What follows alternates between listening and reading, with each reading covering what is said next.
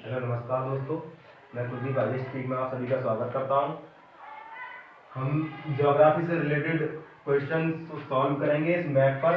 पहले एक वीडियो मेरी आ भी चुकी है ज्योग्राफी की, जिसमें हमने मैप पर पूरा समझा दिया है राज्यों को कैसे भरना है, राज्य कौन सा राज्य किस जगह स्थित है, उसकी स्थिति बताई है। वो हमारी वीडियो जिसने नहीं देखी है वो आप सभी लोग हमारी वीडियो देखें, जिससे कि आपको राज्यों की स्थिति पता चल सके।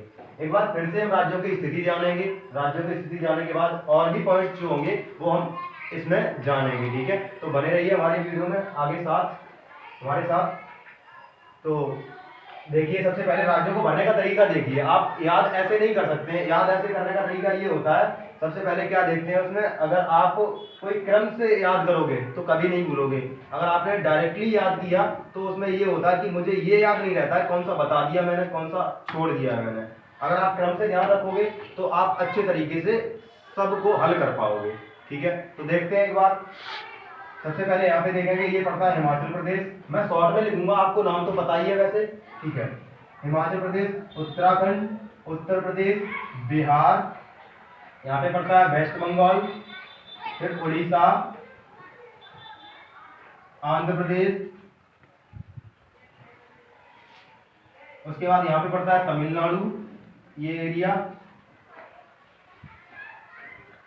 तमिलनाडु, ये पड़ता है केरल, यहाँ पे पड़ता है कर्नाटक, ये पड़ता है गोवा, यहाँ पे पड़ता है महाराष्ट्र,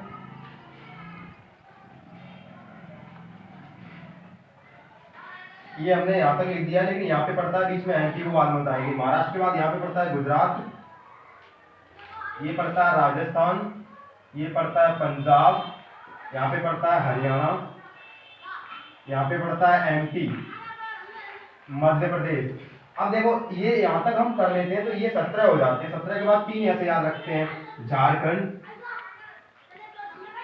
यहाँ पे पड़ता है छत्तीसगढ़, यहाँ पे पड़ता है तेलंगाना। ये आंध्र प्रदेश के ऊपर ही तेलंगाना पड़ता है, तेलंगाना। ठीक है, बात करेंगे ये जो आपने राज्यों को गिना है वो राज्य हो गए हमारे टोटली 20। अब 20 के बाद एक ये पड़ता है हमारा सिक्किम। कौन सा पड़ता है? सिक्किम। सिक्किम के बाद देखेंगे ये जो एरिया पड़ता है ये भूटान का एरिया पड़ता है। जब हम देशों को देखेंगे तब जानेंगे इनको। अब 7 ये पूर्वोत्तर राज्य पड़ते हैं। कौन से? 7 पूर्वोत्तर राज्य। इनको 7 सिस्टर्स बोल दिया जाता है। क्या बोल दिया जाता है? 7 सिस्टर्स। अब देखेंगे यहाँ से 7 पूर्वोत्तर राज्य हैं कौन से। यहाँ पे पड़ता है अरुणाचल प्रदेश, अरुणाचल प्रदेश, यहाँ पे नागालैंड, यहाँ पे पड़ता है मणिपुर, ये पड़ता है मिजोरम, यहाँ पे ये पड़ता है 3 और जल से घिरा हुआ राज्य। अगर पूछ लिया जाए आपसे 3 और जल से घिरा हुआ राज्य कौन सा है हमारे भारत का? त्रिपुरा। कौन सा है? त्रिपुरा। कौन सा है बेटा? त्रिपुरा, है ना। तो ये राज्य है कौन सा हमारा? त्रिपुरा। ठीक है, हमारे साथ ही ऑफलाइन में बच्चे भी बैठे हुए हैं काफी, तो उनको भी डायरेक्टली पढ़ा रहे हैं और आप ऑनलाइन के माध्यम से पढ़ रहे हैं। तो देखो, यहाँ से देखा हमने अरुणाचल प्रदेश, नागालैंड, मणिपुर, मिजोरम, त्रिपुरा। यहाँ पे पड़ता है ये मेघालय। कौन सा पड़ता है बेटा? मेघालय। अब मेघालय के बाद में ये पड़ता है हमारा असम। कौन सा पड़ता है? असम। तो आपने पूरे 28 राज्य देख लिए। क्या देख लिए? 28 राज्य। ठीक है, 28 राज्य के बाद अब देखेंगे हम हमारी यूटी। यूटी का मतलब यूनियन टेरिटरी, मतलब कि केंद्र शासित प्रदेश। केंद्र शासित प्रदेशों की संख्या कितनी है बेटा? 8। कितनी है? 8। कितनी है केंद्र शासित प्रदेशों की संख्या? 8। ठीक है, तो 8 केंद्र शासित प्रदेशों की संख्या है कहाँ पे, ये उनकी स्थिति क्या है वो जानेंगे इस पे। ठीक है, तो सबसे पहला यहाँ पे क्या पड़ता है? लद्दाख। कौन सा पड़ता है बेटा? लद्दाख। ठीक है, ये पड़ता है हमारा जम्मू कश्मीर। कौन सा पड़ता है? जम्मू कश्मीर। दो तो यही हो जाते हैं। यहाँ पे बात करेंगे ये हरियाणा और चंडीगढ़ के बीच, हरियाणा और पंजाब के बीच में ये पड़ता है चंडीगढ़। ठीक है, और हरियाणा और उत्तर प्रदेश के बीच में पड़ता है हमारा दिल्ली। तो लद्दाख, जम्मू कश्मीर, इसके बाद चंडीगढ़, यहाँ पे दिल्ली। ठीक है, 4 हो गए। 4 के बाद एक हमारा ये पड़ता है अंडमान निकोबार। कौन सा पड़ता है बेटा? अंडमान निकोबार। अंडमान निकोबार। ठीक है बेटा, अंडमान निकोबार, ये जो हमारा एक केंद्र शासित प्रदेश पड़ता है यहाँ पे, एक केंद्र शासित प्रदेश यहाँ पे पड़ता है, ये है हमारा क्या, लक्षद्वीप। कौन सा बेटा, लक्षद्वीप। ठीक है, अब बात करेंगे, चार तो ये हो गए थे, लद्दाख, जम्मू कश्मीर, चंडीगढ़, उसके बाद में दिल्ली, उसके बाद में यहाँ पे अंडमान निकोबार और लक्षद्वीप। ठीक है, अब यहाँ पे हमारे 6 हो चुके हैं। 6 के बाद एक ये पड़ता है हमारा केंद्र शासित प्रदेश दादरा नागर हवेली, दादरा नागर हवेली एंड दमन दीव। ठीक है बेटा, दमन द्वीप, इसकी कैपिटल क्या है, दमन। दादरा नगर हवेली एंड दमन द्वीप की कैपिटल क्या है, दमन। अब बात करते हैं, ये 7वां हो गया था। 8वां ये पड़ता है हमारा, 8वां जो केंद्र शासित प्रदेश बना बचा हुआ है वो कौन सा है, पौंडीचेरी। और जो पौंडीचेरी है वो 3 राज्यों में फैला हुआ है, और पौंडीचेरी के मात्र 3 ही जिले हैं। 3 जिले 3 राज्यों में फैले हैं। अब 3 जिले 3 राज्यों में हैं कहाँ पे स्थित, वो जानेंगे, देखेंगे। सबसे पहले आंध्र प्रदेश में देखते हैं, यहाँ पे पड़ता है पौंडीचेरी, ये पड़ता है इयनम। कौन सा पड़ता है बेटा, इयनम। ठीक है, एक पड़ता है हमारा तमिलनाडु में, इसको बोलते हैं कराईकल। क्या पड़ता है बेटा, कराईकल। उसके बाद यहाँ पे एक पड़ता है केरल में, वो पड़ता है माहे। तो इस प्रकार से पौंडीचेरी के 3 जिले 3 राज्यों में स्थित हैं, वो आपने जान लिए। कुल मिला के आपने 28 राज्य 8 केंद्र शासित प्रदेश जान लिए हैं। ठीक है, अब इसी में बात करते हैं। देखो इसमें कुछ ज्यादा ही गड़बड़ हो गया। गड़बड़ क्या मतलब ये है कि आपको ज्यादा कुछ दिखेगा नहीं इसमें, लेकिन आप समझोगे तो समझते जाओगे स्टार्टिंग से देखने के बाद। ठीक है, आगे देखते रहिए। बात करेंगे आप भारत के पड़ोसी देशों की संख्या कितनी है, कितनी है बेटा, 7। कितनी है बेटा, 7। भारत के पड़ोसी देशों की संख्या 7 है। अब 7 पड़ोसी देश जो है वो कहाँ कहाँ स्थित है उनको जानेंगे हम। ठीक है, पहले तो नाम जानेंगे, 7 पड़ोसी देश। 7 पड़ोसी देशों का जो नाम है वो क्या है बेटा, देखेंगे। आप एक ट्रिक से ध्यान रख सकते हैं, बचपन में MBA, मैं है वो क्या कर देंगे हम, साइलेंट। जब मैं को साइलेंट कर देंगे तो देखेंगे यहाँ पे ये क्या है हमारा, बांग्लादेश। क्या बेटा, बांग्लादेश। बांग्लादेश। ये चा से क्या है बेटा, चाइना। चाइना। पा से क्या है बेटा, पाकिस्तान। पाकिस्तान, नल्ला पाकिस्तान है ना, क्या बताया था, नल्ला पाकिस्तान। और ये क्या है, ना से नेपाल। अब माँ से क्या है, एम से क्या है, माँ साइलेंट है, एम से क्या है, म्यांमार। क्या है बेटा, म्यांमार। बी से क्या है, भूटान। अब बात करेंगे ए से क्या है, अफगानिस्तान। अफगानिस्तान। ठीक है बेटा, ये क्या थे आपके 7 पड़ोसी देशों की संख्या थी, उनके नाम भी रहे। अब इनकी स्थिति क्या है, कहाँ पे ये स्थित है उनको जानेंगे। ठीक है, तो देखेंगे सबसे पहले बांग्लादेश। तो बांग्लादेश को देखेंगे, ये बांग्लादेश इस जगह पे स्थित है, ये क्या है हमारा, बांग्लादेश। बांग्लादेश। अब बात करेंगे बांग्लादेश के बाद देखा हमने क्या है हमारा, चीन। चाइना, तो चाइना क्या है, ये यहाँ से लेकर के ये जो चाइना ही पड़ता है, ये क्या है हमारा, चीन। ठीक है, बात करेंगे पाकिस्तान की। तो ये पाकिस्तान कहाँ पे पड़ता है, इस एरिया में, ये क्या है हमारा, पाकिस्तान। ठीक है, बात करेंगे यहाँ से ये जो एरिया पड़ता है, ये पड़ता है अफगानिस्तान का। अफगानिस्तान देखो सही जगह पे आ भी गया, लिखा भी सही है अफगानिस्तान। उसके बाद बात करेंगे म्यांमार। तो म्यांमार ये एरिया होता है, ये क्या है हमारा, म्यांमार। क्या है बेटा, म्यांमार। म्यांमार। ठीक है, अब इसके ऊपर बात करेंगे, म्यांमार के बाद ये क्या पड़ता है, बी से भूटान। कौन सा पड़ता है बेटा, भूटान।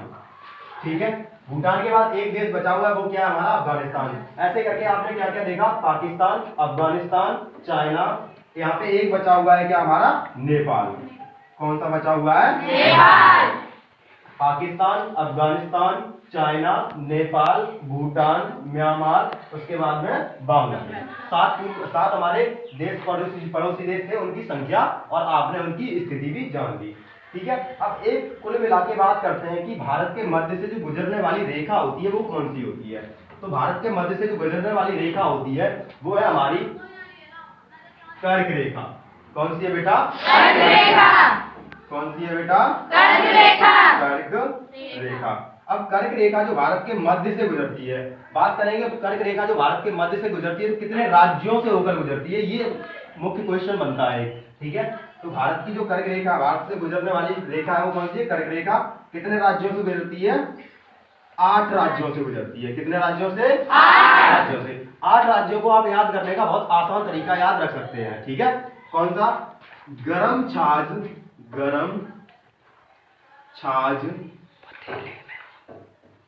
पतीली में। कैसे ध्यान रखोगे बेटा? गरम छाछ पतीली में। तो यहाँ पे पतीली यहाँ पे कर देता हूँ, पतीली घर में मत ले जाना अपनी, गरम छाछ पतीली में। तो देखेंगे गा से मतलब गुजरात, गा से मतलब बेटा गुजरात, रा से मतलब बेटा राजस्थान, मा से मतलब बेटा मध्य प्रदेश, मा से मतलब बेटा मध्य प्रदेश। उसके बाद बात करेंगे छा से क्या है हमारा? छत्तीसगढ़, ठीक है। झा से क्या है बेटा? झारखंड। पा से क्या है बेटा? पश्चिम बंगाल। पाकिस्तान नहीं बेटा, पश्चिम बंगाल क्या है? पश्चिम बंगाल। पश्चिम मतलब वेस्ट बंगाल बोल देते हैं उसको, ठीक है, वेस्ट बंगाल। अब यहाँ पे ता से क्या है? त्रिपुरा, ता से क्या है बेटा? त्रिपुरा, ठीक है।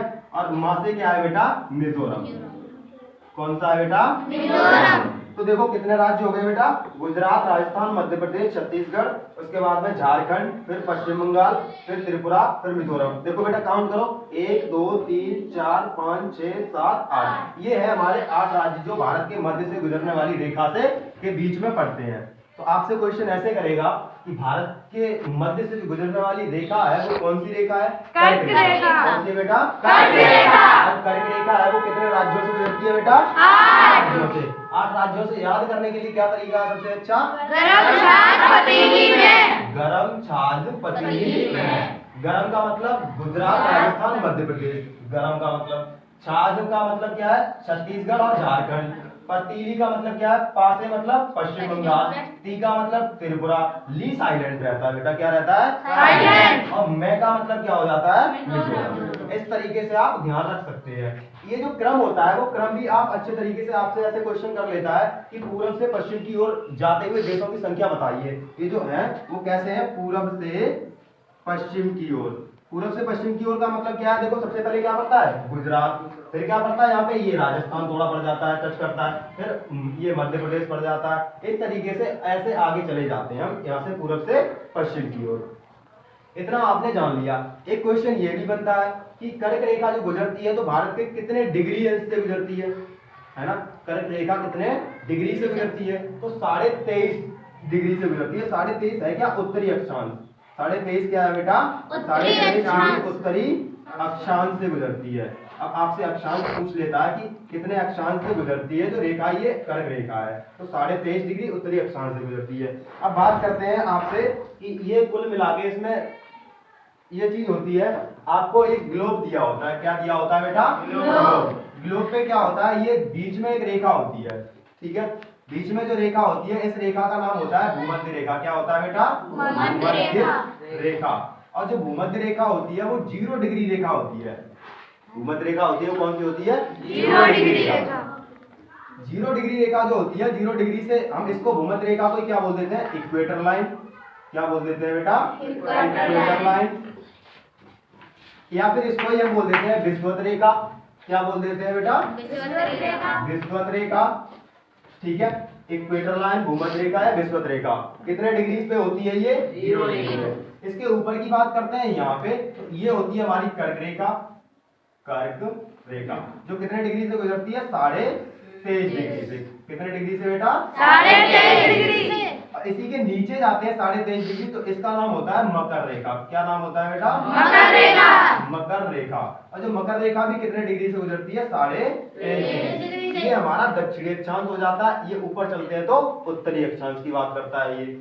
अब यहाँ से बात करेंगे, ऊपर चलेंगे, फिर यहाँ से 66.5 डिग्री। कितना बेटा?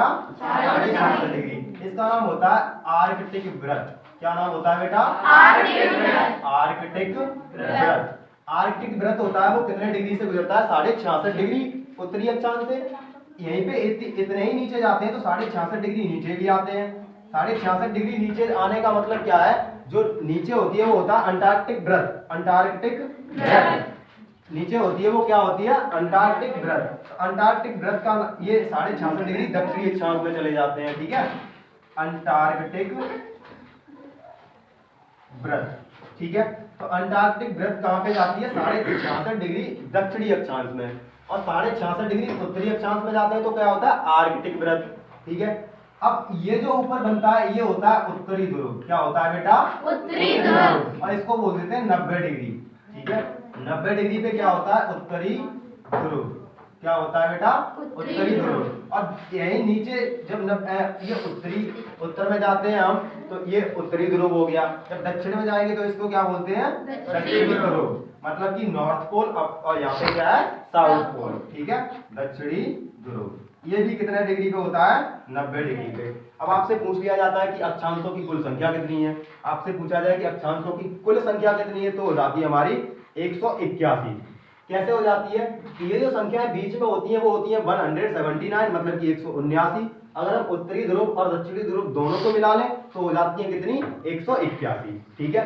ऐसे ही देशांतरों की बात करता है। अक्षांशों का पहले मतलब समझो। अक्षांशों का जो काम होता है वो होता है हमारा दूरी को ज्ञात करने में। अक्षांशों का काम क्या होता है बेटा, दूरी को ज्ञात करने में काम होता है। और देशांतरों की बात करेंगे तो उसमें क्या होता है, उसमें हमें समय का ज्ञान होता है, समय का पता लगते हैं उसमें, ठीक है। तो समय का ज्ञान मतलब समय ज्ञात करने के लिए किसका उपयोग करते हैं, देशांतरों का। और दूरी को ज्ञात करने के लिए किसका उपयोग करते हैं, अक्षांशों का, ठीक है। तो अक्षांश और ये देशांतरों के बारे में आपको बता दिया। तो कुल मिला के जो आपकी कर्क रेखा थी वो कितने डिग्री से गुजर रही है, 23.5 डिग्री उत्तरी अक्षांश से गुजर रही है, ठीक है। तो बाकी का टाइम हो गया है, अब हमें भी जाना होगा घर, और बच्चे भी जाएंगे सर। और अब आपको इतना बता दिया है, इससे आगे हम अगली वीडियो में जानेंगे। हमारा चैनल सब्सक्राइब कीजिए, लाइक कीजिए, शेयर कीजिए, जिससे कि जल्दी जल्दी प्रमोट हो जाए, आपको अच्छी अच्छी वीडियो पर डे दे पाएँ हम। और आपको कैसी वीडियो लगी आप बताना हमें, तो अगली वीडियो भी हम बनाएं। तो आगे आपकी राय क्या है कमेंट में बताइए। धन्यवाद दोस्तों।